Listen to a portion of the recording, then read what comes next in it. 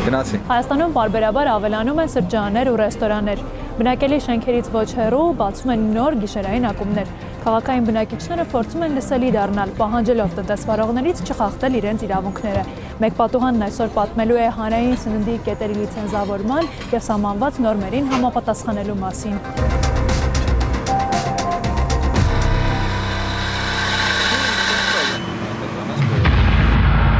Ռեստորանը բացվեց, չնայած մեր բողոքների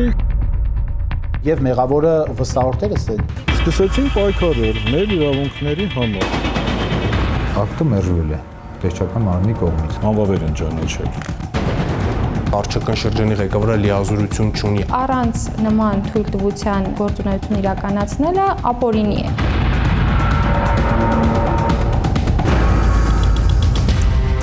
Երևանի Թամանյան 2 շենքի բնակիչներն ահազանգում են։ Շենքի առաջին հարկում գտնվող ռեստորանն ապօրինի է գործում եւ խախտում է իրենց իրավունքները։ Հուլիսի 7-ից ամիսներ շարունակ այս ռեստորանը առանց հանրային սննդի կազմակերպման եւ իրականացման լիցենզիայի, որը տրամադրում է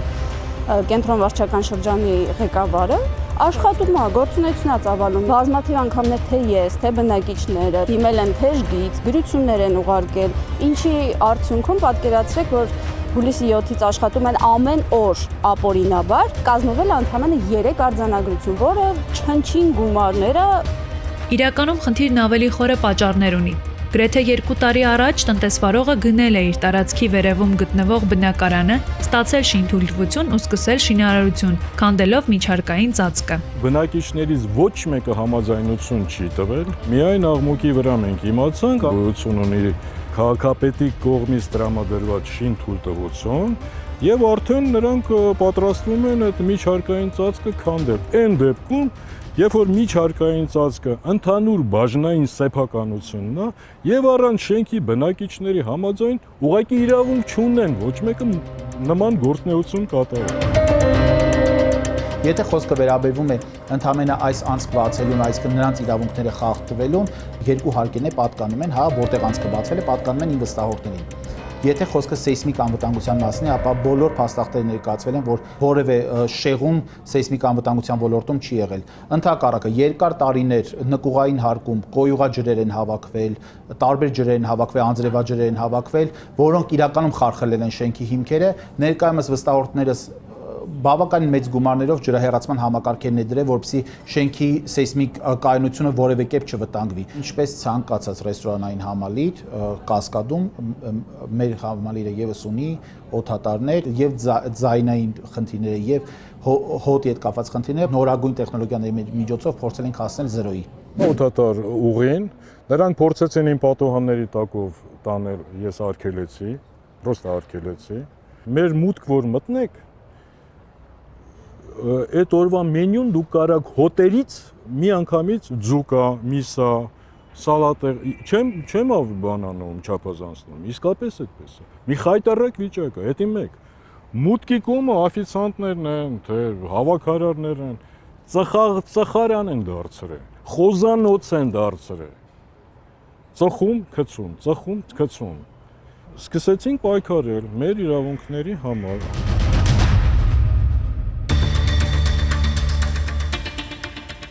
Բնակիչներին իրավունքների ոտնահարման մասին հարցումներ կազմելու գործում օգնում է լրագրող Մարիամ Տաշչյանը։ Պայքարը Երևանի քաղաքապետարանի տրամադրած միջհարկային ծածկը քանդելու եւ ձևափոխելու վերաբերյալ շինթույլտվության դեմ էր։ Սակայն դրան նախորդել էր բնակարանի գործառնական նշանակության փոփոխությունը, այսինքն քաղաքապետարանը թույլ էր տվել բնակարանն օգտագործել որպես հանրային տարածք։ Բնակիչները նամակագրությունը սկսեցին 2020 թվականի հունիսի 29-ին։ Բնակիչների սեփականատերերի 38 ստորագրությամբ հանդերձ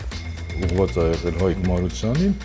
հարգելի պարոն քաղաքապետ, սույն նամակով ցանկանում ենք լսելի դարձնել մեր ձայնը եւ խնդրում ենք ուժը կորցրած ճանաչել Թամանյան 2 շենքի 35 բնակարանի եւ 67 տարածքի գործառնական նշանակության փոփոխության մասին որոշումը։ Այս նամակին պատասխան ստացել եք։ Այո։ Այս նամակի պատասխանում հստակ տրվում է, որ օբյեկտը լինելու է ոչ ռեստորանային կառույց, այլ գրասենյակային կառույց։ Սա առաջինը։ Երկրորդ գրությունը նույն բովանդակությամբ 3107։ Պատասխանը մի ամիս անց, պատասխանը նույնը Երրորդ պատասխանը։ Սկսել են մտածել, որ անօրինականությունը թույլ տված տեղ չորրորդի դեպքում միայն նոր անվավեր են ճանաչել։ Տեսչական մարմինը ստանալով մի շարք բնակիչների դիմում բողոքները ուսումնասիրություններ է կատարել դեռևս 20 թվականի հունիս ամսին։ Իրականացվել են բացահայտումներ քաղաքաշինական փաստաթղթերի խախտման վերաբերյալ, նաև շինարարական աշխատանքների վարման հետ խախտումներ, որոնց վերաբերյալ հարուցվել է վարչական վարույթ, նշանակվել են վարչական տուժեր, շինթույլտվության սխալ տրամադրման փաստով դուժը նշանակվել նաև քաղաքապետարանի Երևանի։ Հետագայում համապատասխան փաստաթղթերը քաղաքաշինական եւ շինթույլտվությունը քաղաքապետի որոշումով չեղյալ է համարվել, ուստի շինարարական աշխատանքները պետք է դադարեցված լինեին։ Իրականում իմ տեսակետով որևէ խնդիր չկա, այսինքն իմ վստահորդները 2019 թվականի նոյեմբերին քաղաքապետարան ներկայացրել են վերջինս կողմից պահանջված բոլոր փաստաթղթերը, ստացել են շինթույլտվություն, սկսել են շինարարական աշխատանքները։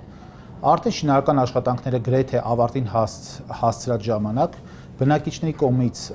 բողոք է ներկայացվել, իրականում երբ որ ասեմ բնակիչներ, հիմնականում խոսքը մեկ բնակիչի մասին է, ով անընդհատ տարբեր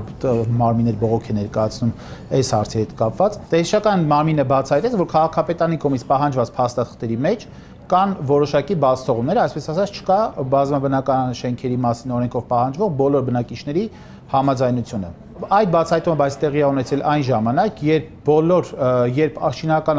աշխատանքները գրեթե հասցված են եղել ավարտին,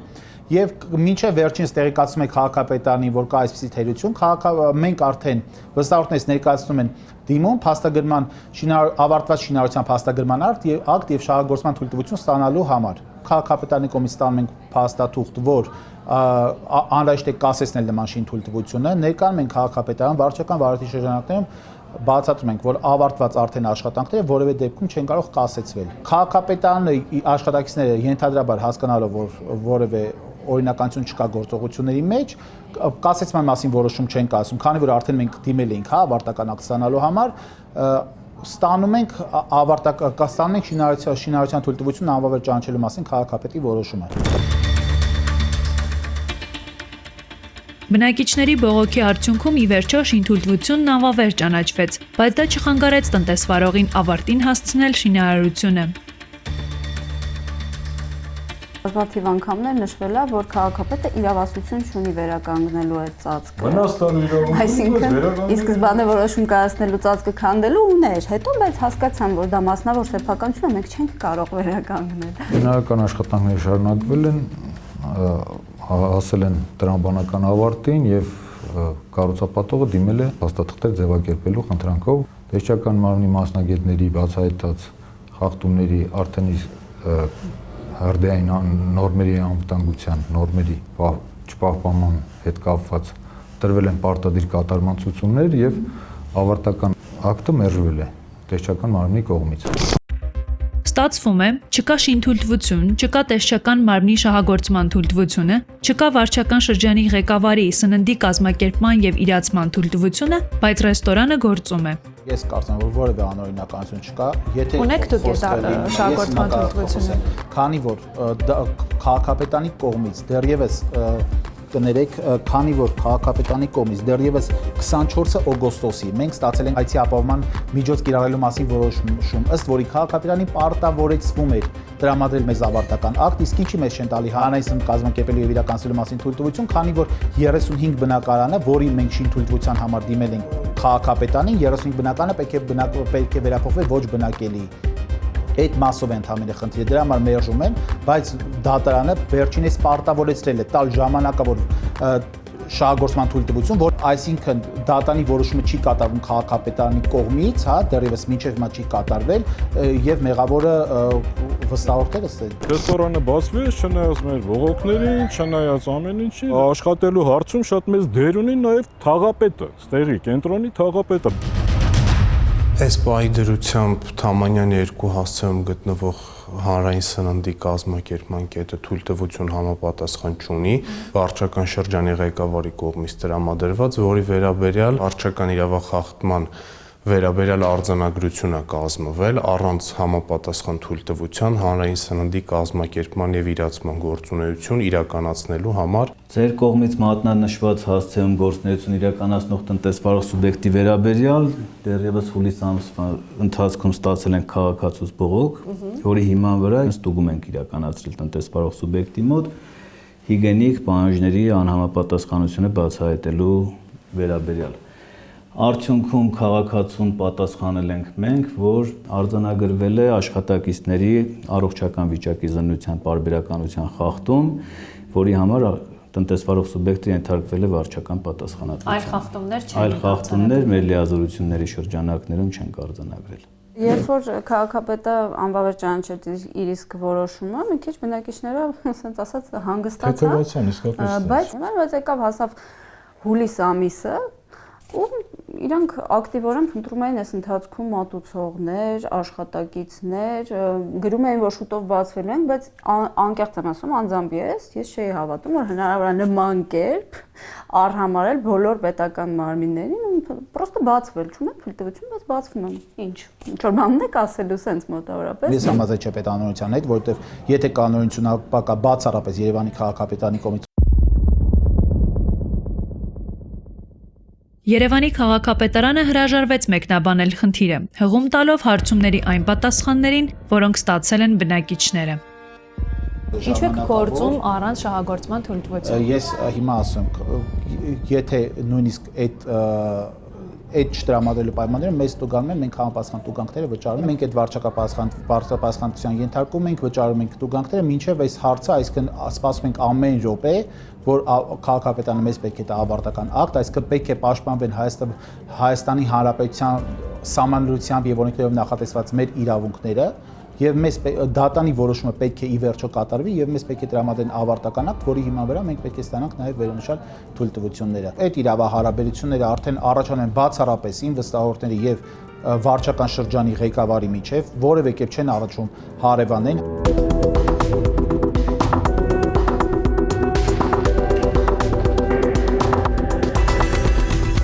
Նայեն է Երևանի կենտրոնում գործում է հանրային սննդի կետ, որը փաստորեն չունի որևէ թույլտվություն վարչական շրջանի կողմից։ Որն է սրա իրավական հետևանքը։ Առանց նման թույլտվության գործունեություն իրականացնելը ապօրինի է։ Բացի դրանից, եթե հանրային սննդի օբյեկտում իրացվում են ոգելից խմիչքներ եւ կամ ծխախոտ, ապա հանրային սննդի կազմակերպությունը պետք է նաեւ ստանա ոգելից խմիչքների եւ կամ ծխախոտի իրացման թույլտվություն։ Հանրային սննդի կազմակերպման եւ իրացման թույլտվությունը տրամադրվում է համայնքի ղեկավարի կողմից, իսկ Երևան քաղաքում վարչական շրջանների ղեկավարների կողմից։ Հանրային սննդի կազմակերպման եւ իրացման թույլտվություն ստանալու համար իրավաբանական անձը կամ անհատ ձեռնարկատերը համայնքի ղեկավարին է ներկայացնում հայտ, միաժամանակ վճարելով օրենսդրությամբ սահմանված տեղական տուրքը։ Տնտեսավարող սուբյեկտի կողմից հայտի ներկայացման օրվանից ոչ ուշ քան 7 աշխատանքային օրվա ընթացքում կատարվում է ընդունված փաստաթղթերի փաթեթի ուսումնասիրություն եւ դրական եզրակացության դեպքում վերջինիս տրամադրվում է հանրային սննդի կազմակերպման եւ իրացման թույլտվություն։ Պատասխանատվությունը այս դեպքերի համար նախատեսված է վարչական իրավախախտումների մասին Հայաստանի Հանրապետության օրենսգրքով, համաձայն որի առանց հանրային սննդի կազմակերպման եւ իրացման թույլտվության կամ այլ թույլտվությունների գործունեություն իրականացնելը պատժվում է տուգանքով։ Մեր լծակը միայն կոնկրետ առանց թույլտվության տնտեսվարողի գործունեության պարագայում վարչական իրավախախտման վերաբերյալ արձանագրություն կազմելն է եւ հետագայում այդ արձանագրության հիման վրա վարույթ իրականացնել եւ տուգանք նշանակելը կամ չնշանակելը։ Առանց թույլտվության հանրային սննդի կազմակերպումը եւ իրացումը առաջացնում է տուգանքի նշանակում պաշտոնատար անձի նկատմամբ սահմանված նվազագույն աշխատավարձի 80-պատիկից մինչև 100-պատիկի չափով, իսկ քաղաքացիների նկատմամբ սահմանված նվազագույն աշխատավարձի 50-պատիկից մինչև 70-պատիկի չափով։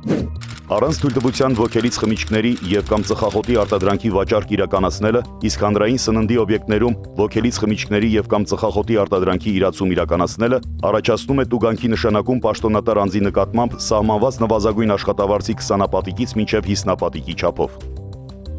Առևտրի եւ հանրային սննդի օբյեկտները, զվարճանքի, շահումով խաղերի, վիճակախաղերի կազմակերպման օբյեկտները, խաղատները եւ բաղնիքները, սաունաները առանց թույլտվության ժամը 24:00-ից հետո աշխատացնելը առաջացնում է տուգանքի նշանակում պաշտոնատար անձի նկատմամբ սահմանված նվազագույն աշխատավարձի 200 պատիկից մինչև 300 պատիկի չափով։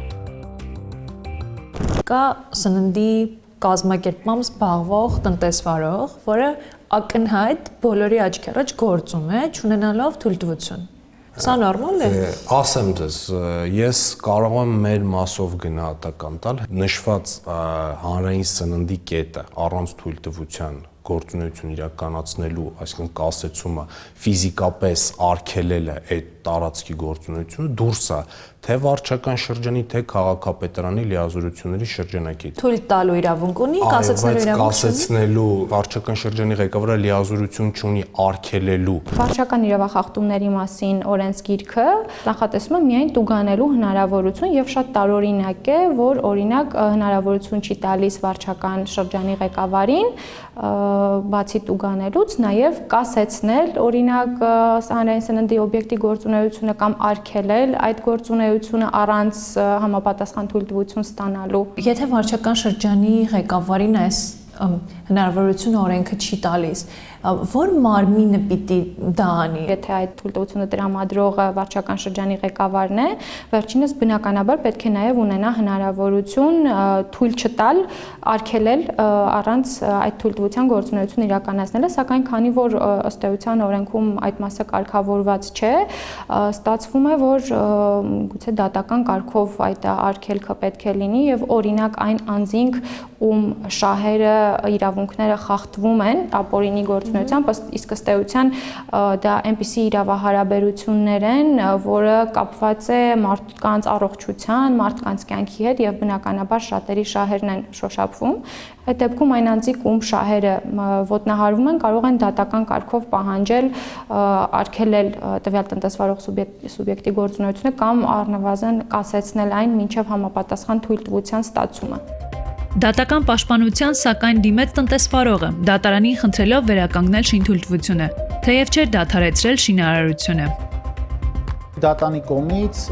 քաղաքապետի հնարավորության թույլտվությունը անվավեր ճանաչելու մասին որոշումը անվավեր է ճանաչվում։ Վստահորդները ստացել են շինթույլտվություն, կարծել են, որ բոլոր փաստաղթերը բավարար են, ինչ փաստաղթեր ներկայացվել է, այդ փաստաղթերի հիման վրա եւ տրված շինթույլտվության հիման վրա իրականացել են շինարարական աշխատանքները, ավարտել են, նոր դրանից միայն հետո անվավերության մասին որոշում են ստացել, որը նորից եմ ասում, դատանի կողմից անվավերության մասին որոշումը անվավեր է ճանաչվել։ Տարակուսելը իմ համար վճիռ կայացրեց այն առումով, որ հաշվի առավ կառուցապատողների ամենաչնչին հիմնավորումները, թե փաստերը եւ ոչ մի բառով, ոչ մի տառով, ոչ մի նախադասությամբ չանդրադարձավ մեր շահերի վրա։ Այն դեպքում, երբ որ նա դատական նիստի ժամանակ դիմելով կառուցապատողներին, սեփականատերերին, պրյամոյ տեքստով մեր ներկայությամբ ասեց, ախր այս մարդ դուք հաշվի առել եք, որ այս մարդկանց անշարժ գույքի գինը գցում եք։ Իսկ վճռի մեջ ոչ մի բառով, ոչ մի տառով, ոչ մի նախադասությամբ նա այդ հարցին չանդրադարձավ։ Կարծես թե երրորդ անձ ընդհանրապես տեղ չի եղել։ Ամենամեծ վնաս կրողը ես եմ։ Իմ բնակարանի արժեքը Կասկադում ամենաթանկ բնակարանների արժեքը մոտ 30-ից 35% ընկել է։ Դատանը նաև հայցի ապահովման միջոց է կիրառել, պարտավորեցնելով քաղաքապետարանի տալ ժամանակավոր ավարտական ակտ եւ շահագործման թույլտվություն, մինչեւ վճռի ուժի մեջ մտնելը։ Հարկադիր կատարողը վարույթ է հարուցել եւ պարտավորեցել է քաղաքապետարանի տալ այդ ավարտական ակտը, մինչեւ հիմա մենք սպասում ենք այդ ավարտական ակտի տրամադրման, այսինքն արդեն 1 ամիս ու կես է սպասում ենք, որ ավարտական ակտը տրամադրվի, որպեսզի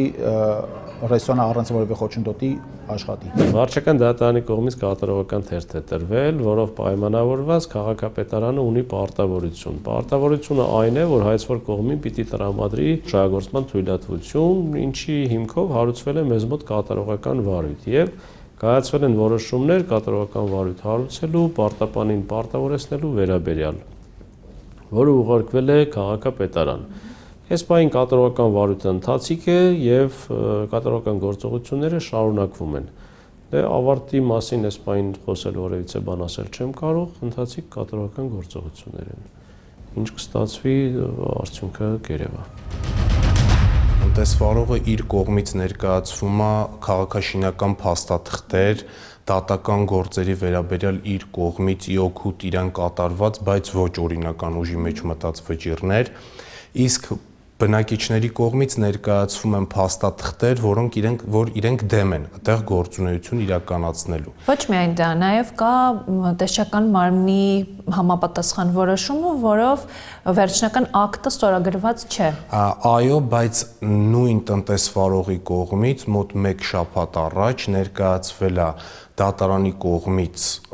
հայցի ապահովում կերառելու վերաբերյալ որոշում, որի շրջանակներում քաղաքապետարանին եւ այլ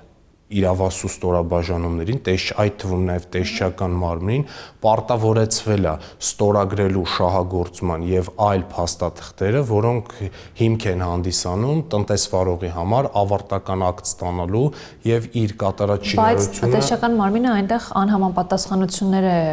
նկատել նորմերին եւ բնականաբար չի կարող ստորագրել մի փաստաթուղթ, որը համապատասխանություն է ենթադրում նորմերին։ Դուք գրության վերաբերյալ ճիշտ եք ասում, սակայն ես ներկա նշում եմ դատարանի կողմից ուժի մեջ մտած որոշում, որը ոչ իմ, ոչ ձեր կողմից, ոչ էլ այլ անձի կողմից քննարկման առարկա չի կարող դառնալ, եւ դրա շրջանակներում տնտեսվարողը մեզ ներկայացրել է եւ վստահեցրել է, որ նաեւ հարկադիր կատարման ծառայությունն է ներգրաված այս գործընթացում եւ ինքը այդ փաստաթուղթը կունենա։ Դատարանի վճիռը կարող է վերաբերվել միայն քաղաքապետարանի գործողություններին, այսինքն պարտադրանքները կարող են լինել միայն քաղաքապետարանի ընդունած որոշումների վերաբերյալ, որը բացարձակ չի կարող պարտադրանք համարվել տեսչական մարմնի գործողությունների վերաբերյալ։ Նույն ընթացակարգով ոնց որ առաջի անգամ նույն ընթացակարգով մենք ուսումնասիրելու ենք նշված շինարարական օբյեկտի ավարտը եւ համապատասխան եզրակացություն տանք, դրական կամ բացասական։ Հենց այսօր նորից տեսչական մարմնից ներկայացել են աշխատակիցները, մենք որտեղ այս ավարտական միջանկյալ ավարտական ակտի համար նորից դիմել ենք, որևէ գոնե բանավոր կերպով որևէ խախտում չի արձանագրվել, այսինքն բոլոր նորմերը եւ հակահրդեհային եւ մնացած բոլոր նորմերը ռեսուրսանի կողմից պահպանված են։ Բացի սննդի կազմակերպման եւ իրացման թույլտվությունից հանրային սննդի կետերին ներկայացվում են նաեւ այլ պահանջներ։ Առողջապահության նախարարի հրաման, որով սահմանվել են հանրային սննդի կազմակերպություններին ներկայացվող հիգիենիկ պահանջները, դրանք սանիտարական նորմեր են, որոնց պահպանումը պարտադիր է բոլոր կազմակերպությունների կողմից եւ որոնց չպահպանումը կրկին կարող է հանգեցնել վարչական պատասխանատվության։ Օրինակ, էական կետերից մեկն այն է, որ եթե հանրային սննդի օբյեկտը գտնվում է բնակելի շենքի տարածքում, ապա այն պետք է ունենա շենքի բնակելի մասից մեկուսացած մուտք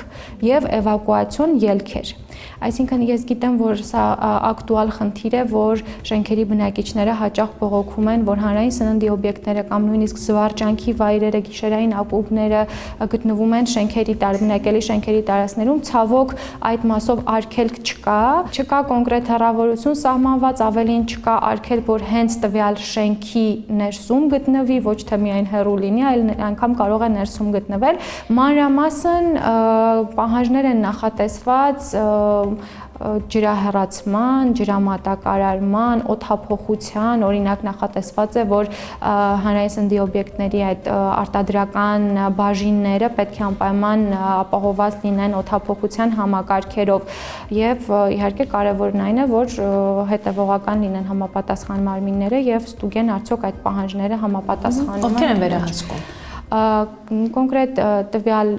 հրամանի մասով սննդի անվտանգության տեսչական մարմինն է,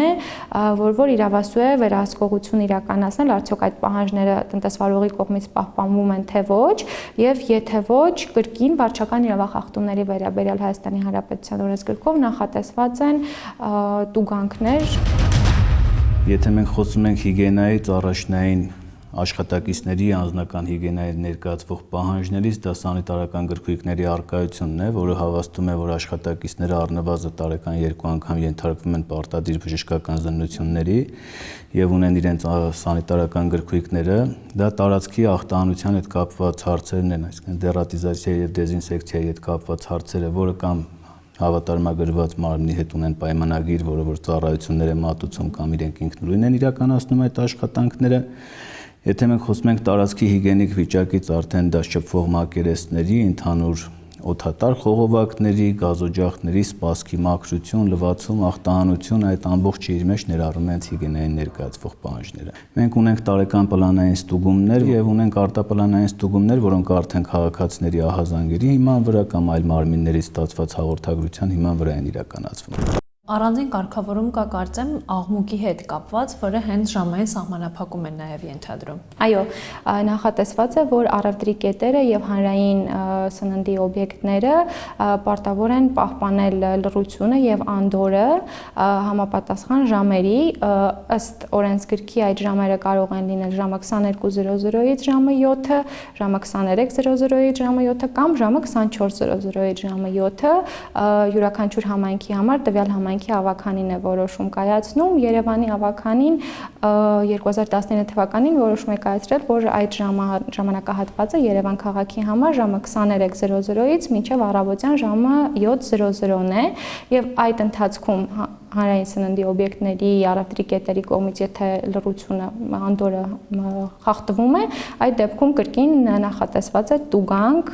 վարչական իրավախախտումների վերաբերյալ Հայաստանի Հանրապետության օրենսգրքով։ Չնայած բոլոր սահմանափակումներին ու պահանջներին, քանի դեռ չկա գործունեությունը կասեցնելու կամ արգելելու մասին դատական վճիռը, տնտեսվարողները կարող են գործել, պարզապես վճարելով վարչական տուժերը։ Իսկ դատական գործընթացն այնքան ժամանակատար եւ ծախսատար է, որ հաճախ բնակիչները հրաժարվում են պայքարել։ Միգուցե այս ձեր դեպքը կդառնա նախադեպ, որպեսզի որոշակի օրենսդրական փոփոխություններ կատարվեն, որովհետև ես միանշանակ համաձայն եմ, որ համայնքների ղեկավարներին, Երևան քաղաքում վարչական շրջանների ղեկավարներին պետք է տրվեն առավել լայն լծակներ պատասխանատվության ենթարկելու այն տնտեսվարողներին, որոնք առանց թույլտվության գործունեություն են իրականացնում եւ այդ պատասխանատվությունը չպետք է սահմանափակվի միայն տուգանելու հնարավորությամբ։